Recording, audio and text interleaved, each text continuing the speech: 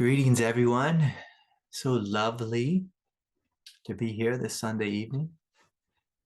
I hope you are doing fantastic. And so, my mother, who's a big fan of astrology, she told me that this next 2 weeks are going to be the most difficult weeks of the year, and that Wednesday is supposed to be the worst day of the year. And so we'll see. We'll see what happens. Sometimes astrology seems to be right on, and sometimes it just doesn't interact with our field. But I can tell you this: Mercury is in retrograde. I found myself the other day at Starbucks. I don't support Starbucks; it's not the kind of company I like to be a part of. But anyways, I was with my younger brother, and he likes to drink coffee, and so we were in there, and the people at Starbucks, there was 10 people in line, and they managed to mess up 10 orders in a row. I said, my God, I don't know what is going on in here, but the story was too ridiculous for me to even recount. It was beyond silly, beyond silly. And so sometimes there are these forces from outer space that can affect us. And it can be something else. It can be something else. Sometimes there's forces here on planet Earth, like cold, sicknesses, and viruses. I've been on the verge of losing my voice for about a week now, and I just barely holding on to having some semblance of a voice. So we do our best here in this spiritual world. We do our best to show up and to continue to take the next step that's in front of us. And so let me think. I have an announcement. We have a retreat coming up, the 7 Chakras retreat. And we're going to take a deep dive into the chakras and investigate how each chakra center is a doorway to a grand, boundless, non-dual expression of divinity. And of course, these 7 chakra centers are aspects of your being. And so if you can make it, please come. It is August 23rd through the 25th, 2024, if you're listening at a later date. And please sign up early, precisely because we're in Mercury in retrograde. I don't want to get 10 emails on the 3 minutes before the retreat that you don't have the link. Okay. I think that's everything I need to say. Yeah, that's it. That's everything. I did mention that in the beginning of September, I'm going to have to go into the back country and do some serious business there. And so I'll be missing a couple classes here and there the first 2 weeks of September. So just keep that in mind. If you want to slack, those 2 weeks would be a good time to slack. But for the month of August, let us be here fully. Okay. So I think that's all the announcements and everything, the welcoming. We did that. So I'm going to invite you to close your eyes. I'm going to invite you to come into your heart and to feel, to experience directly this space of the heart.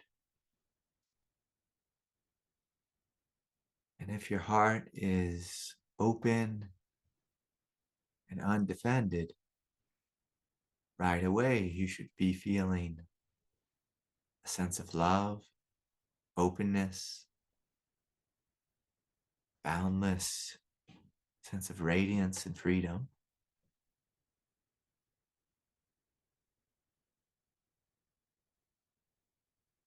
And if you find that that's hard for you to experience, there might be something here on the surface that needs to be forgiven or released or let go of. And it can be helpful to come into your 3rd chakra center, place of power, and to choose to let go, to say, I'm willing to let go now. I'm choosing to open now. I'm choosing to soften now, right here in this moment.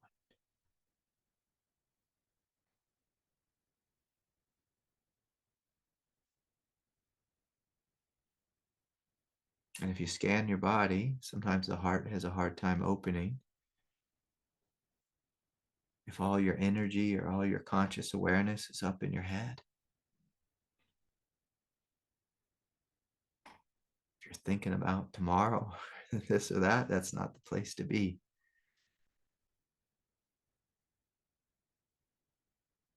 Sometimes we're behind the heart, ruminating about the past or in our shoulders, trying to carry some stressful weight.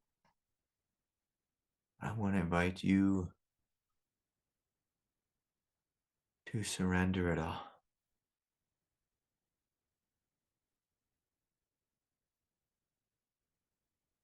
And to breathe, to feel, to soften.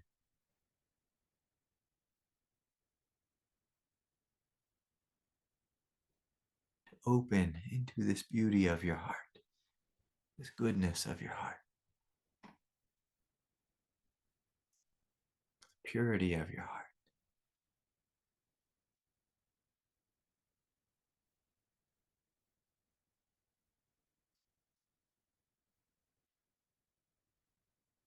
Just taking some deep, full breaths.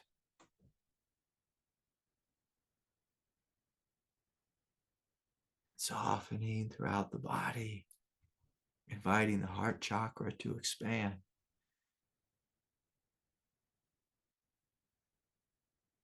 To fill up the chest, fill up the torso.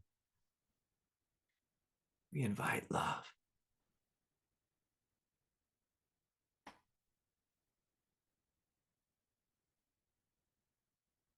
Love to awaken, love to triumph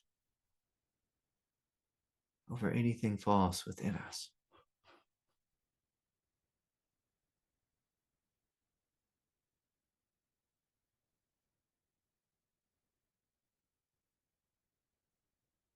So yes, breathing, feeling, softening.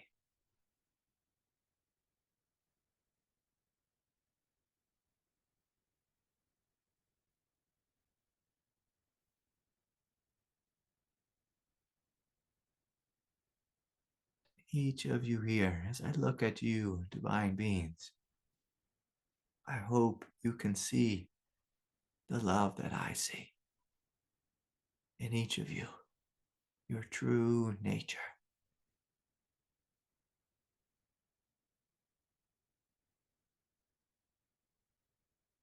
This radiant love. What a gift it is to be this love, to be what you are. The greatest gift you can give yourself. For you to be this loving presence.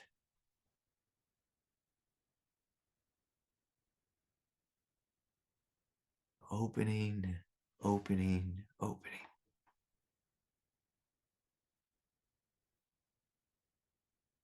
Forever opening. Forever choosing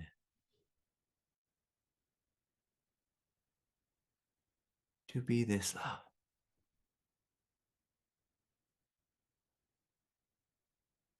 So this day, this moment, I'm going to invite us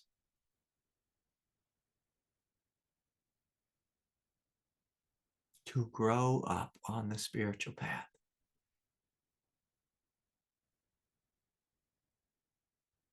By growing up, I mean to choose love, not to allow yourself to be a slave to the unconscious forces within, the forces of the body, the forces of animal nature, forces of emotion, the forces of mind.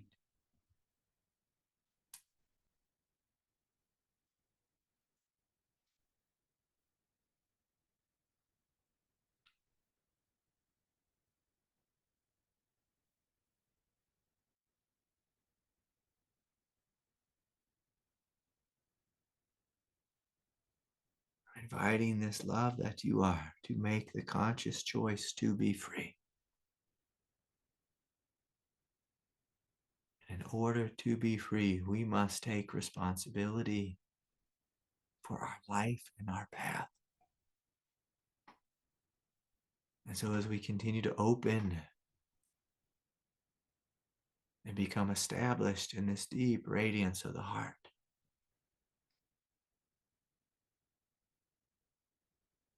I'm going to invite you some inquiry questions for you to consider in this space of meditation.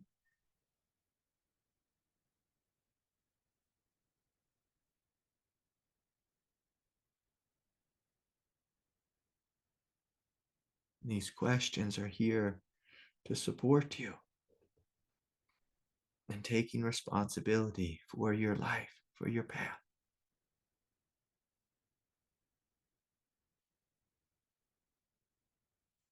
And so from this space of love and mindfulness, I ask you, how have you been complacent on the path? How have you been complacent? Sometimes we sit back and we let life carry us along in directions that are unhelpful or just unconscious. How have you been complacent on the path?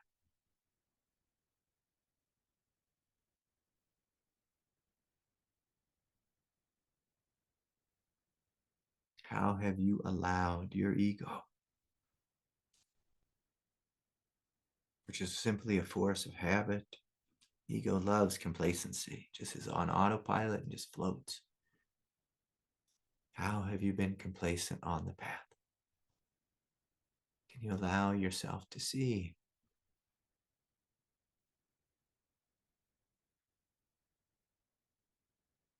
all the ways that you have been complacent, the ways you have drifted in realms of laziness or sleepiness or unconsciousness? How have you drifted on this path?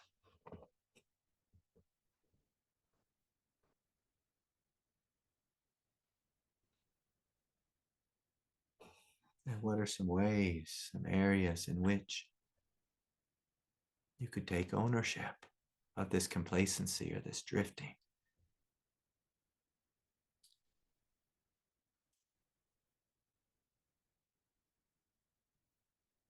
And so you just let whatever answers come, whatever truth needs to come and be seen in this space of meditative inquiry. And so I'll ask one more time, how have you been complacent, drifting, floating in the past? Sometimes as spiritual beings, we just kind of hang out and float and drift. Don't really do anything. We don't make any choices to change our life or to choose to be awake. Sometimes we just float.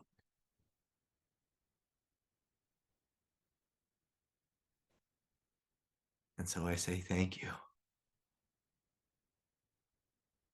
The next question I'll ask you is a fun question. How have you been flailing on the path?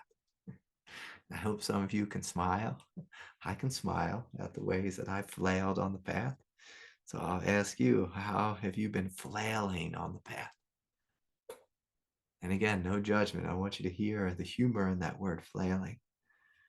How have you been flailing on the path?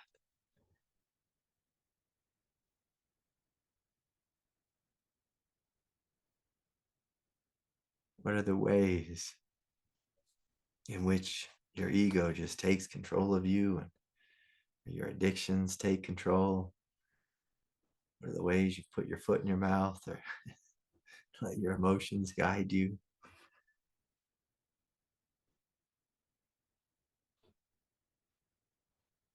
How have you flailed on the path? And again, you see that with a smile. Being human is hard and it's messy. And it's also childlike. Like we have these childlike bodies and nervous systems and minds. We have childlike emotions. Sometimes we throw tantrums. And I invite you to smile, smile, smile at the ways you flailed. If you're a habitual chronic doubter, if you get up in the morning and you make some conscious intention and then 5 minutes later you break it, again, I want you to smile at yourself. Smile. I don't see anybody smiling. I'm certainly smiling here. I'm smiling at the ways that I've messed up the path. Life is hard. It's messy. It's okay to smile, admit that we've flailed, that we've screwed it up, that we've dropped the ball.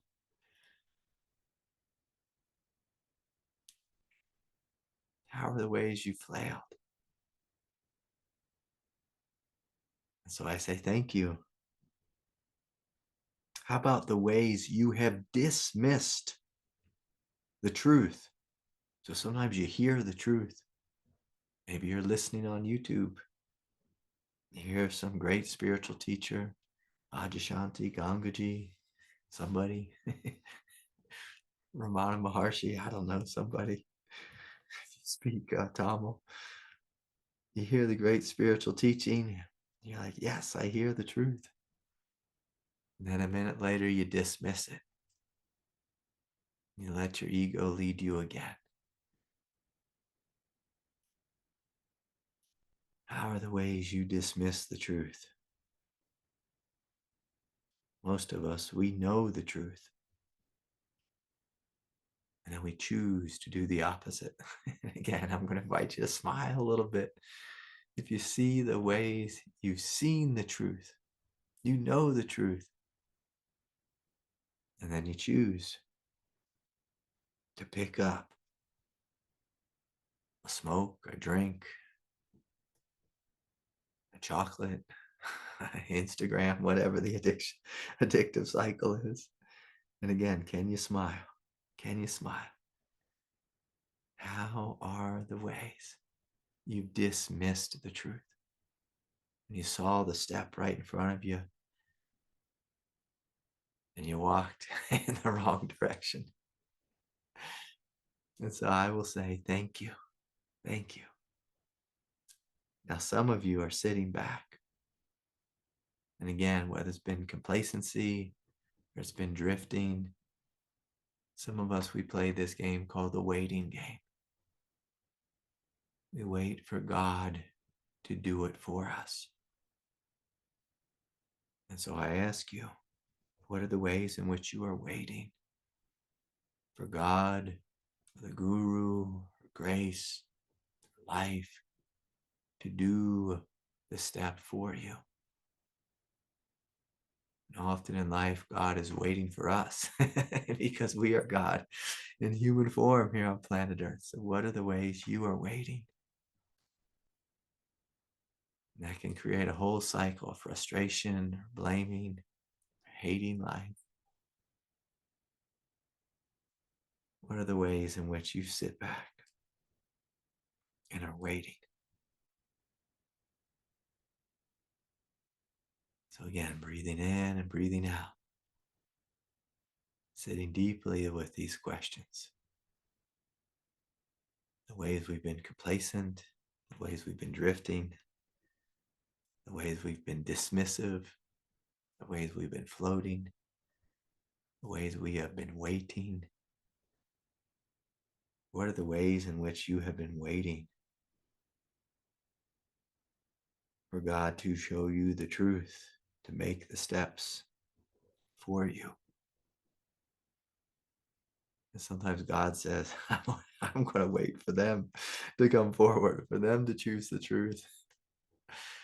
When will we have world peace? When people choose to put down their weapons, choose to put down the fight, choose to put down their political dogma. What are the ways in which you are waiting? Waiting.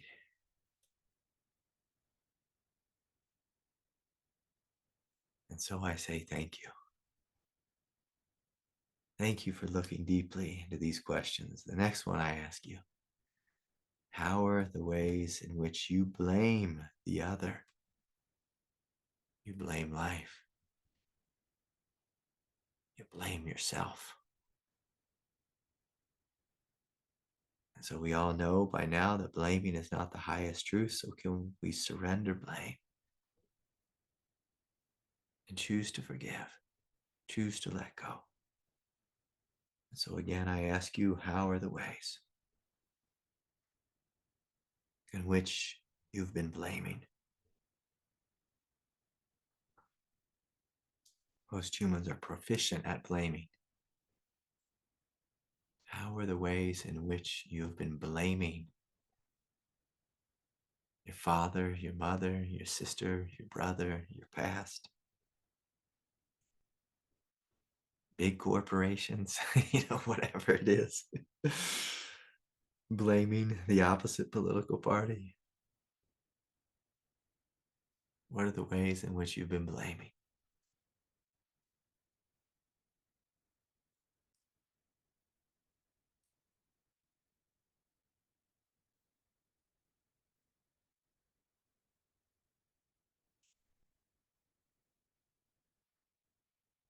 And so I say thank you. What are the ways in which you have been avoiding the truth? How do you avoid the truth?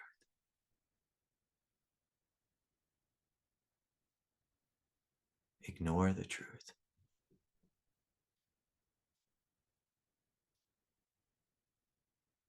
In what ways have you walked away from the truth?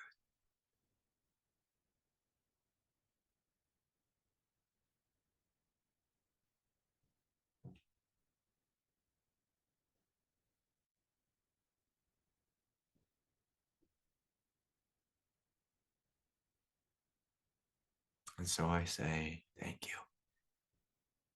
Thank you for looking deeply at the ways you've avoided the truth, the ways in which you've blamed others, ways in which you've been complacent, the ways in which you've drifted,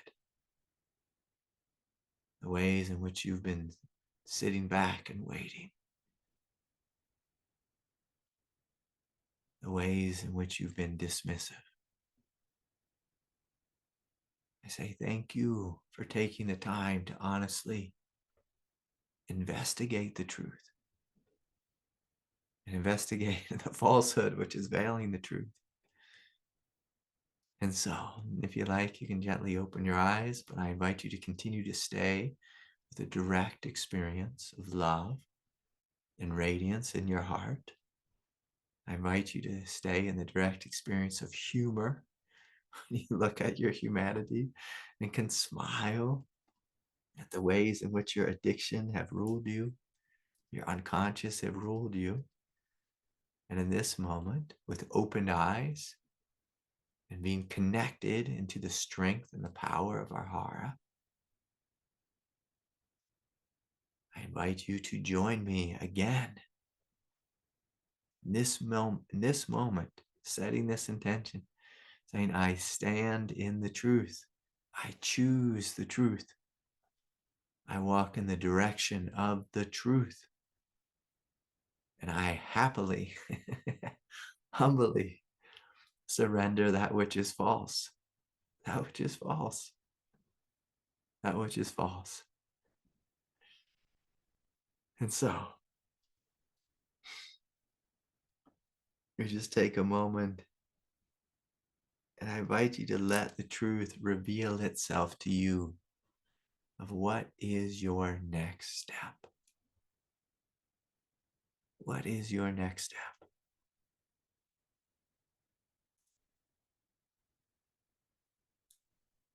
And for some of us, that's something we need to surrender. We need to let go of. Some of the foolishness that we saw arise in our inquiry practice here tonight, this day. For some of us, maybe we need to practice more. Recommit ourselves to practice. Recommit ourselves to opening right here, right now. to this quiet love that we are, to give up the attachment to power that all of us have in our egoic nature. Our ego is addicted to its own power, its own authority. And for some of us, that authority shows up in fighting or having to be right, and others it shows up in addicted and neurotic, avoidant complexes of a psychological nature. For some of us, we're addicted to doubting or fearing. But in this moment, we are choosing the truth. And can we choose it with a smile, a smile, saying yes to the truth, yes to our next step. And you all know what your next step is. You don't need me to tell you what your next step is. Your heart will tell you. And so we're choosing in this moment to let go out of the mind and to live from the heart, to live from the heart. This place of love, this place of power, this place of depth. Choosing to step into something much, much greater.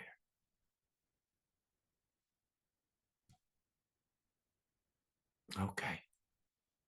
So, I think as far as right now, I'm going to start this evening with a silly story. A silly story. So this weekend, I ran away out into the mountains, and it started off as a beautiful, beautiful, sunny Friday afternoon. I drove up high into the mountains, and it's just me and God, me and the divine. And it felt so lovely just to be out in nature, to allow my mind to expand to the hugeness of the sky and the mountains. It felt so lovely. It's a gift we all need to give ourselves, more time in silence, in emptiness. And so, the mountains where I live, they are incredibly beautiful, wondrous. But the mountains are also wild. And I found myself in a wild time. So I got way out in the mountains, and out here in the West, for those of you who don't know, it's like we have all this public land. Is what it's called. We just call it national forest, but people back east somehow, for some reason, call it public land. So I was out in the national forest, and in the national forest, we have these ranchers that come, and they might drop off 800 cattle. And because we don't have such good grasslands here in Colorado, it's a pretty dry state. So they bring them up in the mountains where it rains. And so I was up there, and there's all these cattle out where I was. And, they were just kind of tromping around in the aspens. And where I was, I just saw like these two cows up on a mountainside, and we had a good time meditating together. But at some point, it got dark and I got tired. And so I turned in. And as soon as I got snuggled in, I was camping out in my van. A massive rainstorm came. So God was playing. It was bowling up in the sky, and there was thunder and lightning and rainstorms. And, my van was shaking from side to side. It's like, my God, what's happening here? And, I tell you this, I love this van I have. I've got this tall Sprinter van you can stand up in. It's like a mini RV, but it's a two-wheel drive van, and two-wheel drive isn't always the best thing to have in the mountains, and so I started to have a thought. that I might get stuck. I might get stuck at my campsite because it rained a god awful amount, and I was on a little slope. Uh, my campsite was on a little slope. I wasn't on a paved road or anything like that. I was miles from a paved road. I will go up these old logging roads is where I go. And anyways, so the next morning I got up and sure enough, I had myself a mess on my hands. I had a 2-wheel drive van and it was stuck in the mud. And I'm going to make it a little bit more colorful for you. Now, even though I only had 2 cows that were hanging out with me, um, I was kind of on the side of this mountain here, and these cows had eaten this luscious grass all over the mountain, and they had, well, I'll just say this: there was a lot of cow manure everywhere, which is an interesting thing because, I haven't been in a situation like this before, where there's lots of mud and lots of manure. Normally when I'm up in the mountains, the cows aren't with me, but in this moment, a couple cows were with me, but a lot of manure was with me. And so anyways, it was a messy situation, to say the least. And so, I got up and I meditated. I said my prayers. I went on a little hike and I did my thing and cooked some breakfast. And it was such a beautiful spot where I was at. There's these big alpine peaks in the distance. Cinnamon mountain that me and my daughters have climbed before. A beautiful, gorgeous peak. And here I was with this band. And at some point I said, oh, maybe I should get this thing going and see if I can get out of here and just get out to the logging road at least. Now, I got my van and immediately the tires started to spin. And, I had a choice. I could walk back to a cell reception, because that was the other things. I had no cell reception out where I was. I could walk, I don't know what that would be, 4 miles, 6 miles, something. Hike out to cell reception and call a friend with a big Dodge truck, or call a tow truck, or what else could I do? I could stay for a week and let the van, let the ground dry out, and see if it stops raining. And, at some point I said, gosh, I don't like any of these options. Let me dig around my van. And I had some snow chains in the van. It's like, I want to try some chains in the mud. Now, again, I want you just to keep in mind, I'm in mud and there's manure everywhere. And I got the van to go a little bit. And at some point, the tires were all covered in manure. But I had, just because I'm a prepper and a survival freak, I had, a pair of like what you would wear on a fishing boat in Alaska. So I had like a fishing boat jacket, and some big bibs, like rubber bibs, and my gloves. And I said, all right, I'm going to put these chains on. Any ever put chains on a van, a truck, it's no easy task. But anyways, so I chained up, and about 3.5 hours later, like my chains would go on, but for some reason with the mud, it would make it so I could get like maybe a couple feet and then the chains would fly off. And so here I am covered in mud and shit, and trying to put these chains on. And at some point, after about 3 hours, it occurred to me that I could pray, that I could ask for divine support. Now, sometimes I'm a little bit stubborn. Sometimes I'm a little bit of a cowboy. Sometimes I try to do things all by myself. And I think we all know this path, that sometimes we get stubborn, we get hard-headed. Sometimes we get tunnel vision on the path and we don't see clearly. We don't see clearly. Sometimes we fight with reality. Now I was fighting and I was making some headway slowly but surely. But at some point, and I had at least, like a football field to go. And at some point, I sat down, covered in mud and again, manure. And it was, I sat down and I laughed. And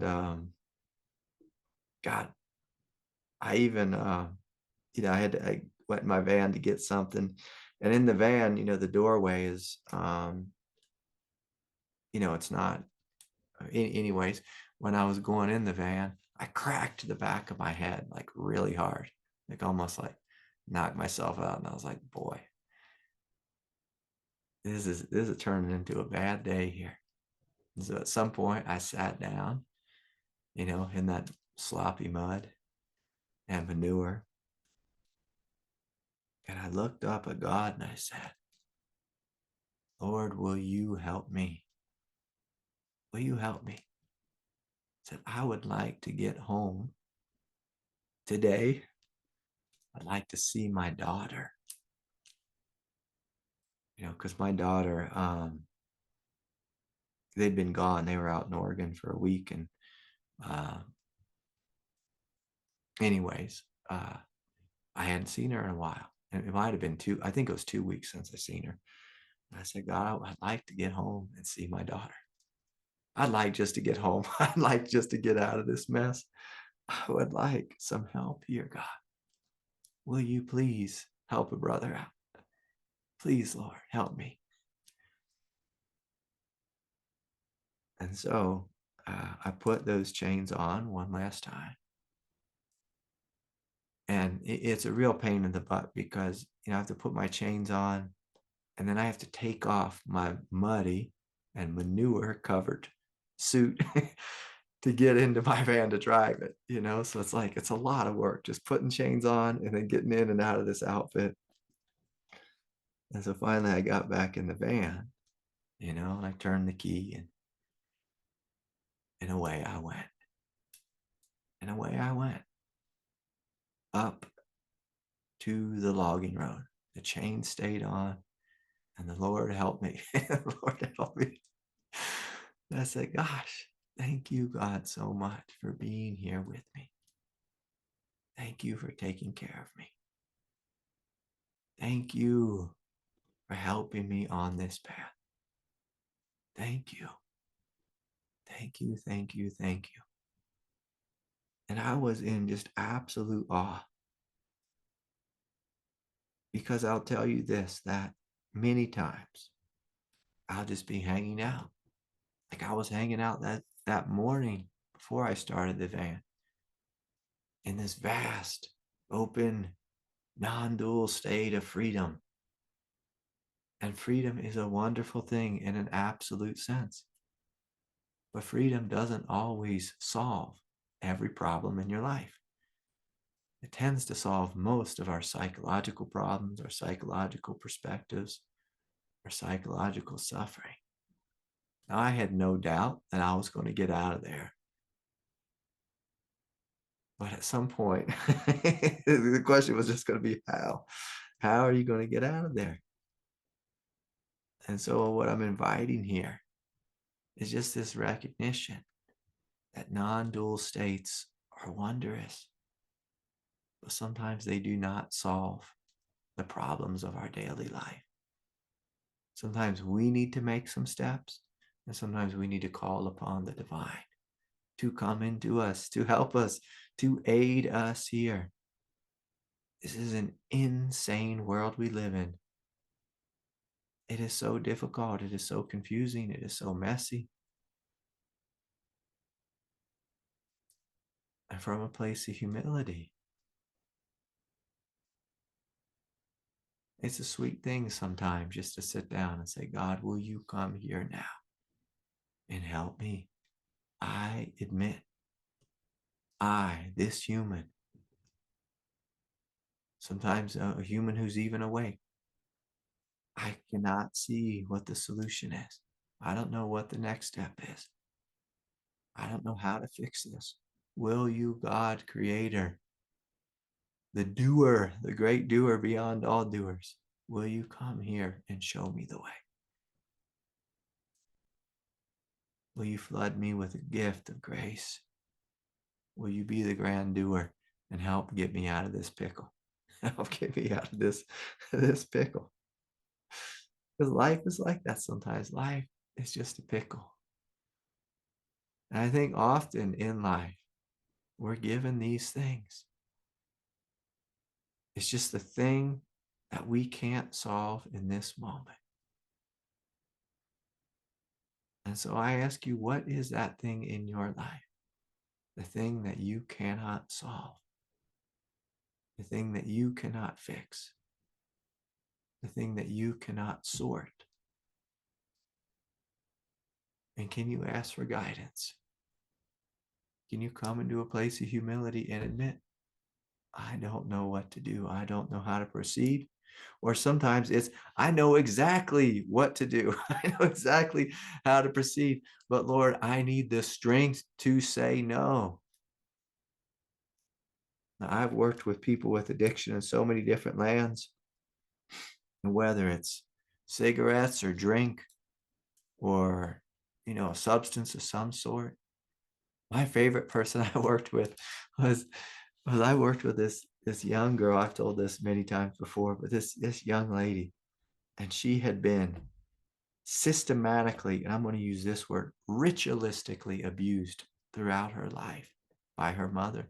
Horrific abuse, like god awful abuse. Like I don't even want to say out loud what the kind of abuse was, but it was horrific. And she had developed these addictions, and these addictions were ways of avoiding and disassociating from the painful memories she had.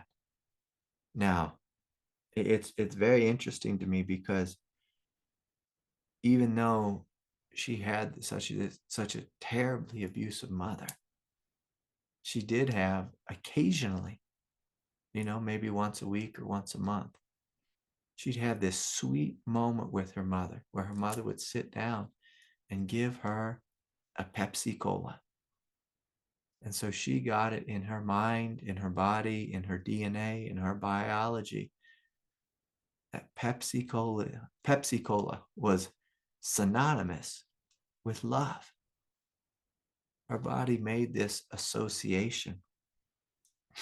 Now, she came and she saw me. This is back when I had an office, and it's funny to think of that those days back when we used to have offices. But anyways, she used to come in and she'd bring the big guzzler with her, and I helped her. I helped her wean herself off cigarettes and addictions to food. But this one great addiction she had was to Pepsi Cola. She said it was like 100 times harder than getting off cigarettes. So if you imagine, I think cigarettes, most people say is the hardest. But anyways, I think benzos are probably the hardest thing to get off. But anyways, she struggled and struggled and struggled. And I would pray for her. We'd call upon the Divine Mother to support her in giving her the strength, because her teeth were all rotting. It was like that bad, and she struggled with weight and obesity from being so addicted to Pepsi Cola. And sometimes life is like this, that we know what our step is. We know what the next thing that we have to do is. But for some of us, we feel this disconnection from strength in the body. And so sometimes when we pray, we ask God just to be relieved, or we ask God to come in and like help me get out of the shit show, literally, that I was involved in the other day. And my God, it is, I cannot communicate what a beautiful place it was that I was stuck in. Like, it was so beautiful, just so gorgeous. And on the earth, these cows, sometimes cows can really mess something up. Anyways, and a little bit of rain and not four-wheel drive. Um, anyways, I digress. Sometimes it can be helpful for us to pray for strength, or if we're lacking love, to pray for the divine to come into us and to show us, to teach us how to love, to teach us how to love. Now, most people think that love is some sweet, flowery quality, some lofty quality. And it is. It is, if we're just experiencing it directly. But most of us need the kind of love which is a willingness to sit with the difficulty of our life. The willingness to be Christ-like and to sit with an open heart and to feel the pain and to actually grieve the pain, to let go of the pain. But there's this thing that happens with each of our veils, whatever that veil is, that's veiling our consciousness, is there's this dance that has to happen first psychologically. We have to be willing to own our addiction or our closedness, our stressed out psyche, our agitation, our irritability, our frustration, our complacency, our anger, our fear. We have to be willing to own it first before that thing can release. We have to be willing to be honest and say, I have this, I have this, I am a compulsive liar. I am a compulsive liar. That's what I am. And of course, not really what you are, but it's an aspect of your ego psychology. So it's the ego psychology admitting this. I am a liar, and I lie because I'm scared. Because I'm scared. Because I'm scared. I'm scared. Now, my wife, she was hanging out with these people the other day. And my God, I'm going to talk about politics, so please, I don't want anyone to get their feathers all ruffled. But these people were so lost in their politics. They were just they were CNN liberals is what I'll call them. And I don't mean any offense to any of y'all who watch CNN. That just means you've been watching it too much. And so they were watching too much CNN, and they're watching too much of this and that on the internet all day long. And they didn't even believe, they could not admit that Mr. Trump had been shot. They said he faked it. I was like, my Lord, my Lord, my Lord. And I reflected, I know these individuals, I reflected for a moment, and they're both deeply anxious individuals. And for some of us, like we're in political season right now, for some of us, we follow politics all day long, and we follow the drama and the chaos, and we have someone to blame on the other side, and we just hate them. We hate them. And we hate them so much as a way to avoid our own pain, our own anxiety. We hate them. We say those damn conservatives, those damn liberals, those damn whoever, and we hate them.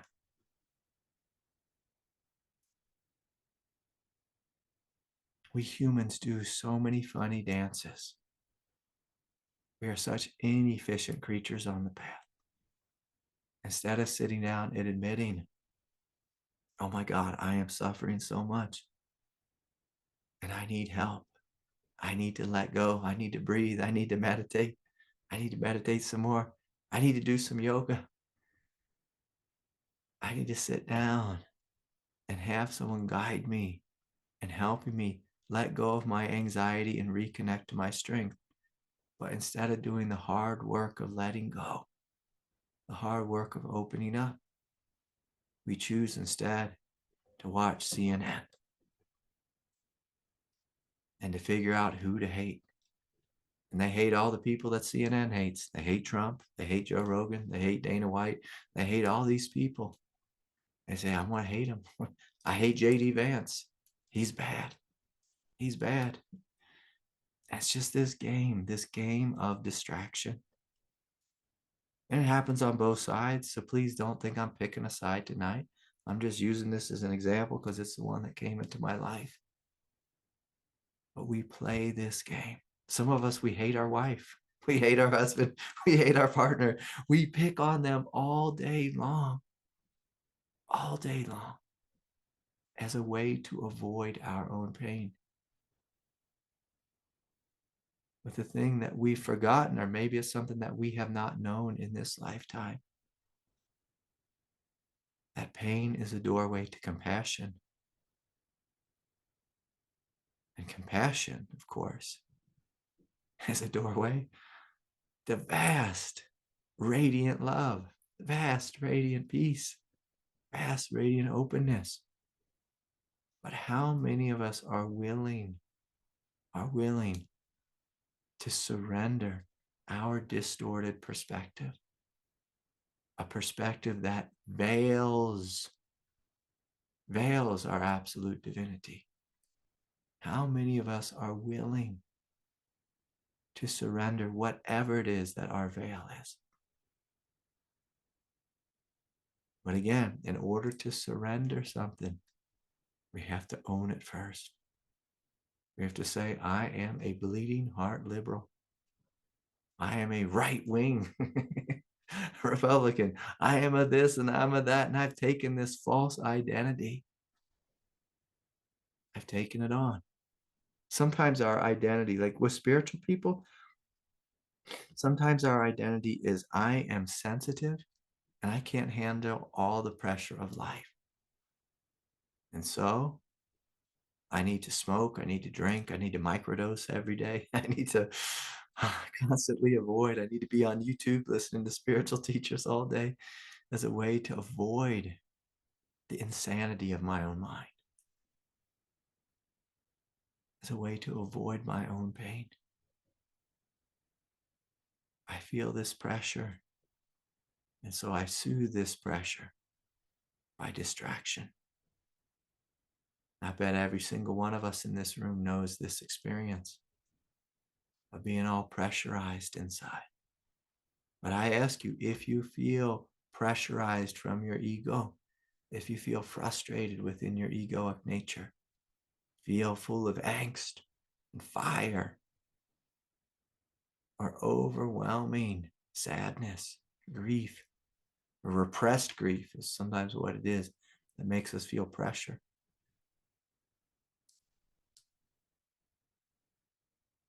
I'm going to ask you to look deeply from a place of love, asking your true self, what is it that this body mind needs support with? How can I help this thing let go? How can I help it to let go?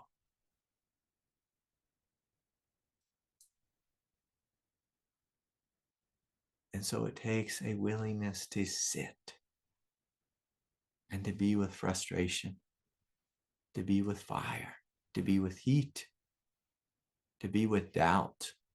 Doubt's a fun one.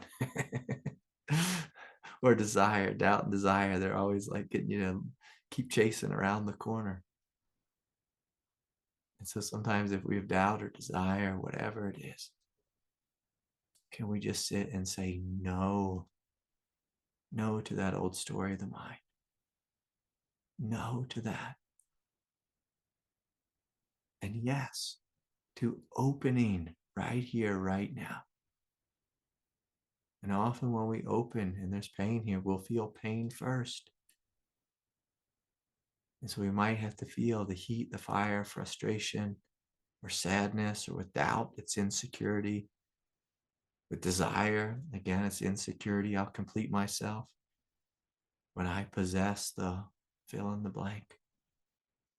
Can we sit with that insecurity and let it burn? Let it open. Let it empty. And in this great, vast emptiness, discover the truth of that which is changeless. The truth of what you are. The truth beyond this silly, wild dance of egoic identification. And so, let's see if there's anything else. Someone emailed a question. See if I can pull this one up. Hi, Craig. What is the healthy planning mind versus the planning mind that puts me in the prison of my head? I've experienced miraculous and effortless manifestations in the heart view. Please forgive me for asking what is obvious. In either view, whether it's in bondage of mind, thought, or in the graces of expansion, I can't see the flip side. I'm asking myself, why do I choose to keep going back to so much pain and suffering? And then he writes, I am making progress though. Yeah. Well, we're all making progress here on planet Earth. We're all making progress. Well, let's look at this question. I think the difference, people have this question. I think I'll ask the question, a different way here. See if I can get just to the gist of it. People say, Craig, you tell me to come into my heart, but what do I need to do? What do I do when I need to make a decision? When I need to make a decision. What do I need? What do I do when I need to use my mind to plan out my day or do something logical or whatever it is? Well, there's nothing wrong with having a mind. But I encourage you to use your mind the same way I might use my nail gun. So my nail gun will sit there, unpressurized, collecting dust until I need it. And when I need it, I pick that tool up, I fire up the compressor, and I hook that hose into the gun, with a little coupler there. And that thing comes into power. And I use it in a very direct way. Very direct way. I look at what I'm going to nail and I nail that thing. Boom, boom, boom. I nail that thing. I use it like a tool because that's what it is. It's a tool. So your planning mind, I encourage you to use it as a tool.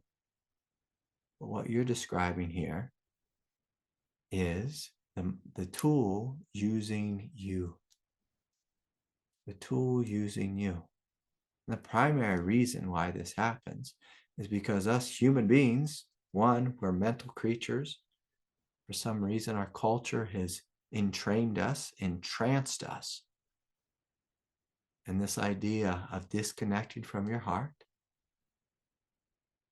and giving your mind full power over the body. And this mind will make us sick 100 different ways if we're not careful. Will destroy our life if we're not careful. We'll just slowly gobble it up in this unconscious dance. And hell, in the last 4 years, most of us, myself included, have gotten involved in various mind viruses. I think we can all smile, at the ways we all freaked out with COVID, that we all lost ourselves and got involved in that gigantic mind virus of the coronavirus. We all got lost in one way or another. And to this day, I still see people driving down the road in their car with the windows up, by themselves with a mask on. I say, that human being is the mind virus. They have the mind virus. And so a virus is this thing that just runs out of control. It just repeats itself. It's this habitual thing that our mind does. And our mind, it loves, it's hardwired to be on autopilot, just to spin and spin and spin and spin. And at some point, we have to unplug that mind. We have to say no to that mind. But just like, like if any of you have been to AA before, I've been to AA. And when you go to AA, you gotta do this deal. It's like, you gotta unplug from drink. It's like, I'm not going to drink. I'm going to say no to that thing. But that's not the only teaching in AA. You got to unplug from one thing and to plug into something different. And so this day we started satsang with this power of choice, this willingness to choose something greater than the mind. What's greater than the mind? Well, how about the heart? We must choose to come into the heart and rest in the heart. For most everyone on planet Earth, and I mean like just about everyone, unless you're born an avatar, you're going to need some level of training in this. Training. The willingness to sit in the heart and just stay there and not touch anything else. I come into the heart, I rest in the heart, and I don't touch anything else. But the majority of us here on planet Earth have a neurotic mind, neurotic and habitual mind that spins out of control. And if your mind has all the power, you'll be asking this question: what do I do with this planning mind that's just compulsively planning in an anxious way, in a habitual way? You must create a new habit. You must find a new home, whether that's the heart or the belly. The hara tends to be very quiet, very powerful. Most people, when they come into their hara, they either feel tension or they feel nothingness. That freaks them out a little bit, so they go back up to their mind. A lot of people, when they come into their heart, they just feel the pain of all their ex-girlfriend, boyfriend, partners, whatever, that have hurt them. And so they go back into their mind and hang out in the story. You must know this thing, that if you're going to come into the heart, if you're going to come into the hara, it's going to take some work. This work of anchoring down and in. And again, initially, when we begin to meditate, why most people give up on meditation? Because meditation is hard. It's difficult. It's confusing. You might not immediately find inner peace, bliss, or freedom. I can remember once upon a time, I counted up my meditation hours. This is when I was young. And I remember I had a smile on my face. I said, I made it to 10,000 hours. And let me tell you, 10,000 hours was not enough for this one. I needed more than 10,000 hours to be established in the heart. Because all day long, we're in our heads thinking, chasing here, planning this, planning that. We have to create a new habit. A new habit. Right now, our world leaders are planning, unconsciously planning, World War III. And why is that? Because they're not in their heart. Joe Biden, he's not in his heart. Kamala Harris, she's not in her heart. The Israelis, they're not in their heart. The Iranians, not in their heart. Mr. Putin, he's not in his heart. Mr. Zelensky, he's not in his heart. They're either all in corruption, like here in the United States, the Democratic Party has been corrupted. The Republican Party has been corrupted by the military-industrial complex. It's hilarious to see that the Democratic Party is now the party of war. Party of war. Joe Biden just said he's going to support Ukraine for the next 10 years. That's a habit of war. Who is ready to start the habit of peace, the habit of love, the habit of forgiveness? Who is willing to put down the fight? To put down the fight, to come to the table of peace. In this case, with this question, we're talking about coming into the heart, staying in the heart. And what you'll find in your heart has a different type of intelligence. The heart isn't planning on 10 years of weapons being sent to a war zone. That's not what the heart is saying. The heart is saying, hey, how about we stop killing each other? We stop killing each other. How about we put down the weapons, but we put down the fight? We put down the war. How about we put down our damn politics? How about we put it down? How about we put it down? So whatever it is that you trip over, in this question with Don about the planning mind, we need to put that down. And we need to pick up the intelligence of the heart. And what you will find is that the heart is highly intelligent if you get to know it. If you get to know it.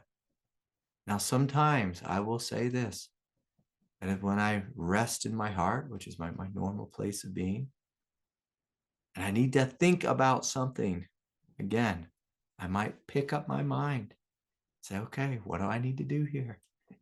What do I need to do here? And I quickly write my list, I write it on my sticky note. I'll write it on my phone. The phone has that note taker app, which I love so much. And I make that list. And as soon as I make the list, I forget about it. I let it go. I let it go.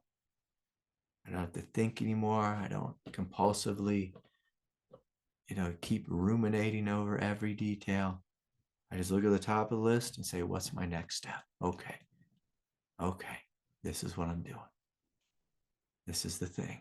But when I do that thing, I'm doing it while resting in the heart. So all day long, we rest in the heart. We rest in the heart. We rest in the truth. And as you do this, you establish a new habit, the habit of freedom. The habit of freedom. And you teach your mind, and I mean that literally, you teach your mind that it can have a hiatus, can go into retirement, that it can just go into spaciousness, that it doesn't need to think all day long. You teach your mind that there is a presence here, which is intelligent. And this intelligence, you allow it to lead your life forward. This world that we've incarnated into is an evolutionary world. Now, while it is possible to have great shifts in consciousness, we all have this mammal body, which is a creature of habit, which is so utterly unconscious. And this body, this mind, this psychological nature, this body which is full of addiction, it needs to be taught. The same way I have a puppy at my house, he needs to be taught to go potty outside. We need to teach him. We need to teach him that outside is where he goes potty. So we have to teach our body that there's a new way to be, a new way to live. And this new way is actually the old way. It's the original way. It's the way that we were born into. This isn't something that we don't need to go out and create. It's something that we need to uncover because it's already here within us. And so I'm going to leave us. Oh, Kyle has a question. Let's see what Kyle has to say. But I'm going to invite us to really look at this question of what is the thing that you've tripped over? Can you let this go? And can you invite something greater, something true to come forward and lead you? Okay, let's hear from Kyle. Hello, can you hear me? Hey, Kyle, good to see you. Good to see you too. For me, I've I've done a lot of from your teachings, I've done a lot of work below the neck. And I noticed though that I don't end up spending so much time in my head while I'm meditating. Good. But I've noticed that my skull and my eyeballs, they're not like aligned. And my eyes might go in different directions, and then my eyes start blinking. I'm like, what's going on? But like my What is meditation, going on? Do you have reggae myelitis? What do you have going on? You're telling me that your eyes are spinning in different direction? What are you telling me here? yeah, like for example, so my jaw will go in different directions. It Is won't be this like during meditation or are you just hanging out and this is happening? I'm talking more about meditation. Okay, yeah. Yeah, so with meditation, we're talking about a Kundalini Kriya here. So energy sometimes moves through the throat chakra, this area here, that's going to affect the jaw. And sometimes the throat chakra and the third eye, they both kind of blend into each other. And sometimes as we're really opening and we've let go in a surrendered way, sometimes God will come into us at advanced stages of the awakening process and begin to rewire aspects of our neurobiology. And sometimes this can create all kinds of strange, bizarre, movements in the eyes and the jaw, kind of spinning in the neck and this and that. So is that sounding like what we're talking about here? Yeah, and it's getting more and more subtle. But yeah, it's like in the eyeballs and the jaw and Yeah. like a clicking in the throat. Yeah. Yeah. Yeah. And so God's just opening some things up and moving some things around and doing some rewiring work. And, all of this can be quite bizarre and confusing. And a lot of people think about it a little too much and rush off to the neurologist and this and that and ask the doctor what's wrong with them. And, you can always go get checked out if you want to. But normally, if something is just happening in meditation, then it's, probably part of this brain uh, rewiring process. And again, it can feel funky and bizarre, but if you trust, you'll notice that new states of consciousness begin to open. But if you notice, like during our meditations, often I tell people to relax behind their eyes because most everyone has a tremendous amount of tension right behind their octal nerves, in their octal nerves.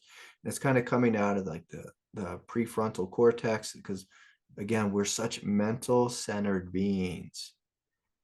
And so in meditation, the invitation is kind of bring our conscious awareness back toward the back of the skull. And as you do so, there'll be a letting go in this whole front area, and you start to feel more emptiness and peace. And sometimes during that letting go process, the eyes and the jaw, the throat chakra again, can start to open and things can move around, or it can feel like some, for me, for like 5 years, it felt like God's hands were in my skull and just like unplugging things and plugging different things in and moving things around. And I had a huge array of very bizarre and incredibly profound spiritual experiences and states of consciousness. But, again, I would just notice it. And like this last person asked this question, Don asked this question about the planning mind. And one of the things that you'll find is that through this rewiring process, there'll be aspects of your thinking mind, especially the habitual thinking mind, that will fall away. That will fall away. And some of it is really concerning for some people. Like me, I have a lot of trouble doing math anymore. I have to literally get out a calculator to do some math.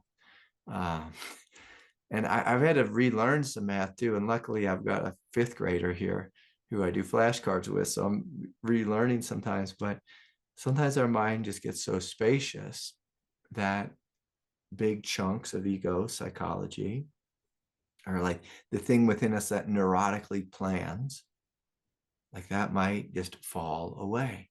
Like I drive my wife crazy because I don't plan anything.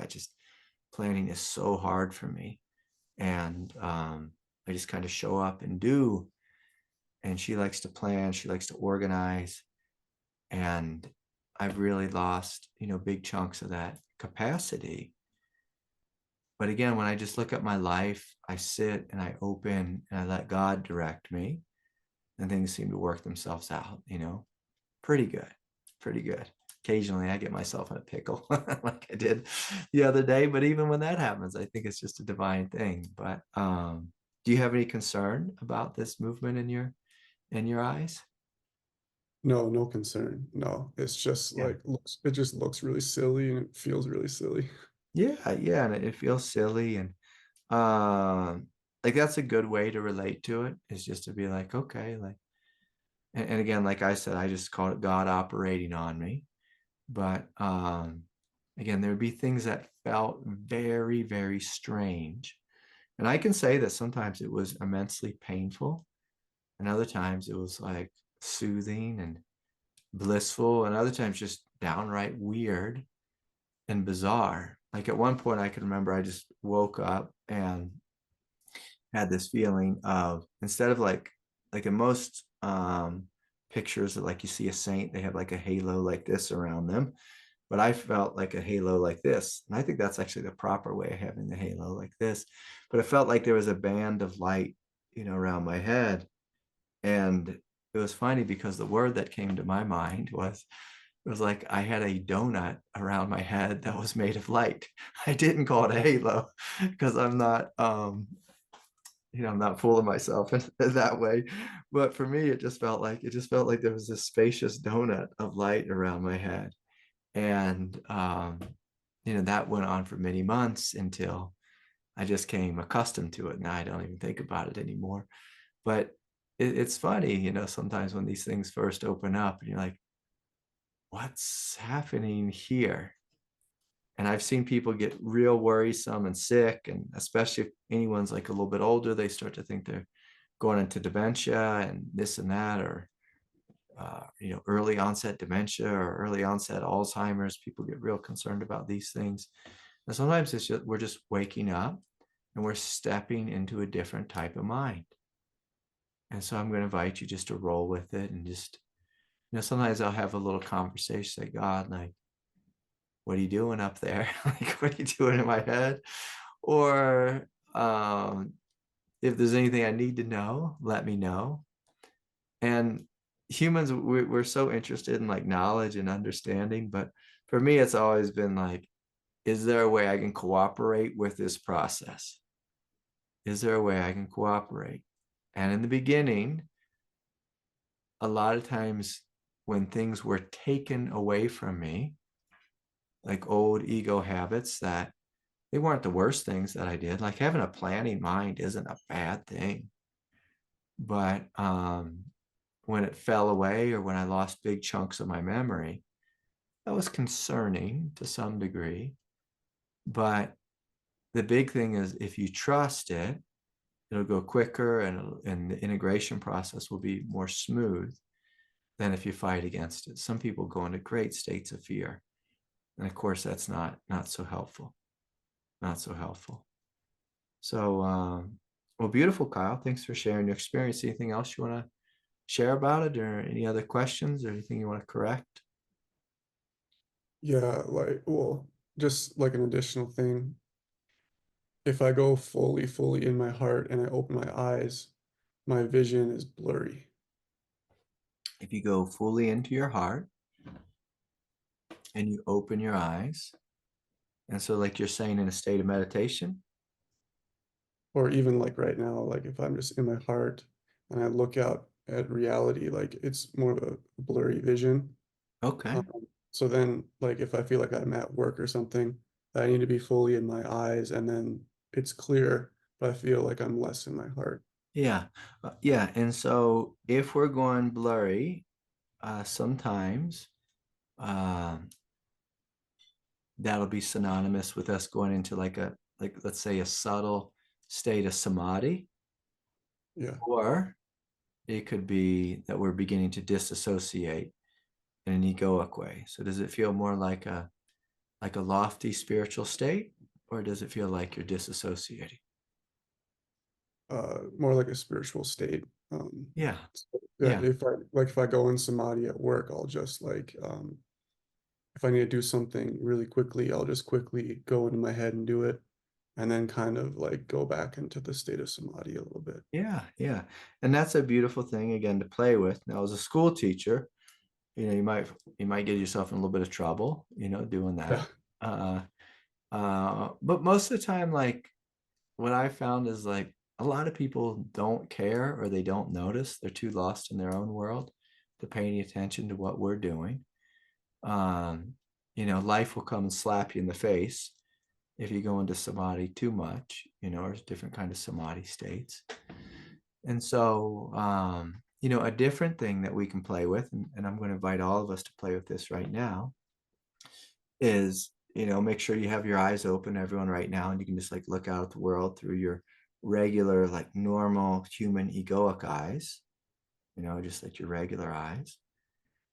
But then if you just imagine coming down into your heart and imagining two eyes in the center of your chest,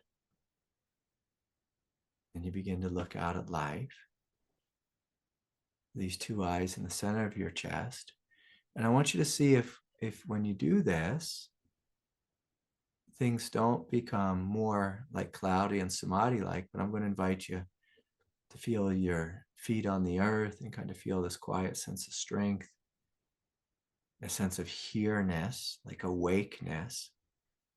And if you look out at the world, while you're here, you're awake, and you're in your heart, if you notice, colors might start to feel, be experienced as more alive.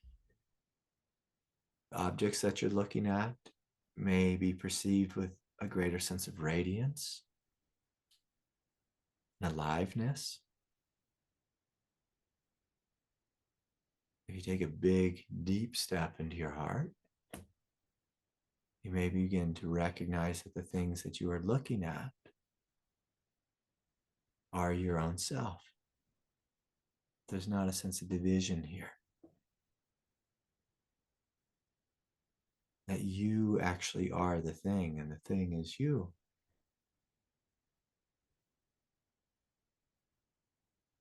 And so, Kyle, can you see this? Can you feel this? Or are you still having that thing where things are getting real fuzzy with you again? No, it's not a fuzzy. It's like entering into a different realm. It's like a vision of oneness and not like, yeah, it's not a blurriness though. I think that my eyes still are adjusting to this new vision, but Yeah. So but things will. So, almost more so clear. yeah. So the word that I use, it's interesting that so like sometimes I'll just go like straight into samadhi, and that's just like kind of emptying out into like a place where I don't exist. But in this place, when I look at things, and again, like this is just where I naturally look from, is things will be sharp and clear, but also have like a radiance to them. And that might be what you're calling fuzzy, but they'll have like a radiance that things will seem as if they are alive, because they are. They are. And even, like the scientists will tell us this, that, everything is just radiating light, like all objects.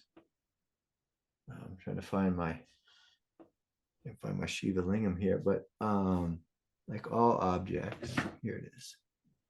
Like even this, like this Shiva Lingam. I look at it, it's rich with its color, but it's radiating. And even though it's a solid thing, there's a radiance to it. And just whatever I look at, it can be something boring like a window blind.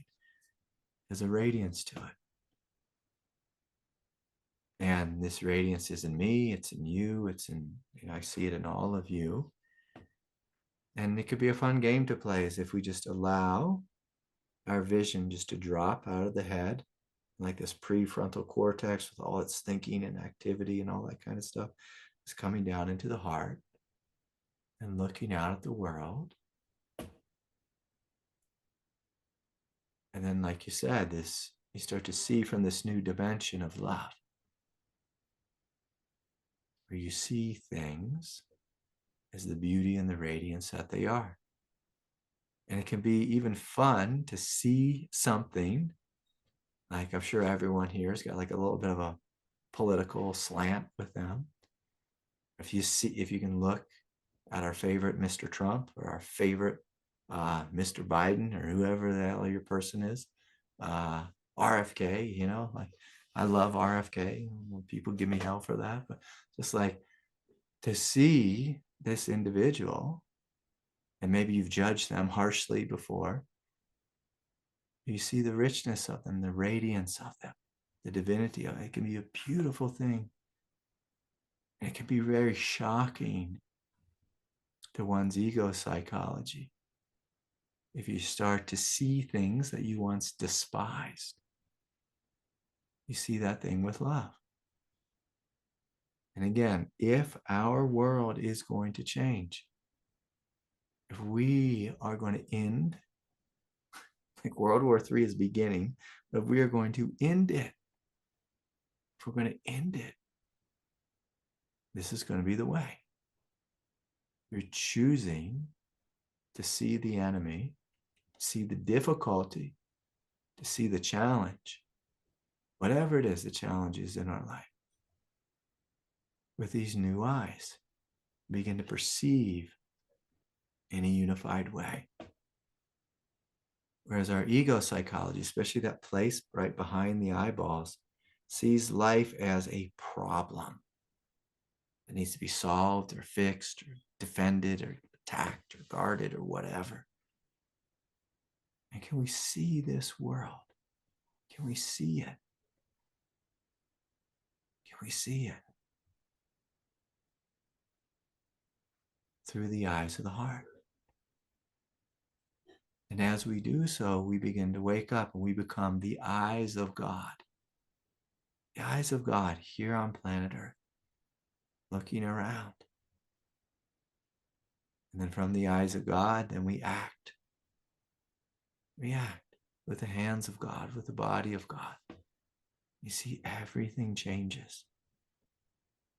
And Kyle, I will assure you that if you open your heart in this grounded way with your feet on the earth and you walk into the classroom, you won't have to go in and out. You won't have to be like, I'm spiritual Kyle. Oh, wait, now I'm worldly Kyle. Now I'm spiritual Kyle. Now you won't have to do this dance back and forth, because we all know this dance. We all know this game. Yeah. We go in, we go out. We go in, we go out. We go in, we go out. We can just come in and we make this the new habit. It's a habit of being. And you allow this love to see through you, to act through you. And for those of you who tonight I upset with bringing up politics, I bring up politics to ruffle your feathers. Please know that. But maybe one day your feathers won't be ruffled. You won't care if I say Trump is the best or Biden is the best. I think Biden, he's done, but Kamala is the best. It's like RFK is the best. It's like you won't get your feathers ruffled. You'll be able to see, okay, they're just people. They're just people. We're trying to be leaders. we're probably going to be less than perfect. Less than perfect. Less than perfect. But again, like Gandhi taught us, the change starts with us. With us. Seeing the world. Seeing the world. Like, I don't think the Iranians are the enemy. The Russians are the enemy. North Korea, they're not the enemy. This whole thing of making enemies is just going to lead to more war and violence.